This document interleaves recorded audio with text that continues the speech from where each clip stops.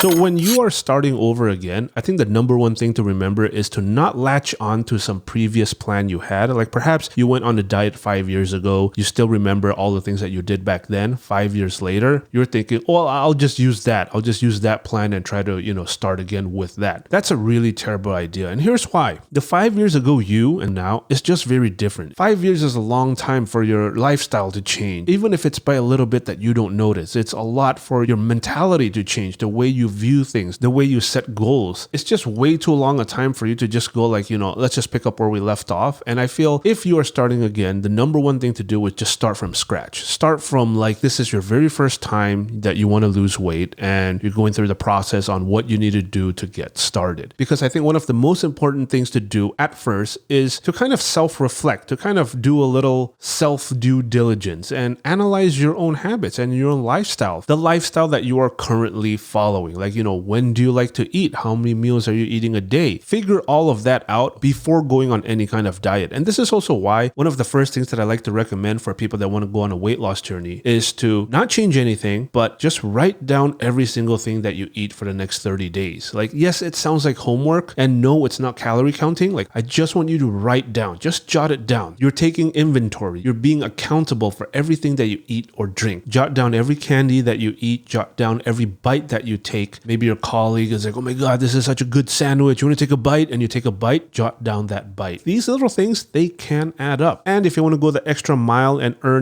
extra credit, also jot down the time when you are eating or drinking whatever you're eating or drinking, because that gives you a very nice introductory blueprint for you to start making a plan on. Like after the 30 days, you go back and you start analyzing yourself. You look at, all right, if I'm not on a diet, I'm usually having 3 meals a day. I usually have a snack at 4 p.m. Usually at 11 p.m., I'm starting to feel a little bit hungry, so I end up snacking on some potato chips. Oh, I like to drink wine after my dinner. Whatever it is, if you have all this information, then you know very clearly where you can start making adjustments. You don't need to go straight into, all right, from today onwards, I'm doing keto, no more carbs, no more white rice, even though for the past 300 days, I've been eating white rice every day. Starting tomorrow, no more white rice. It's like, could that work? Yeah, I guess so, but chances of failing is kind of high, right? You're doing something so abrupt and you don't even know why you're doing it. You're doing it because some website or some person told you that, yeah, dude, you gotta avoid all white rice if you want to lose weight, and you do that. But that's just not how the weight loss journey works, right? The weight loss journey is a change of your lifestyle as a whole. It's understanding your lifestyle, having a little bit of self-awareness,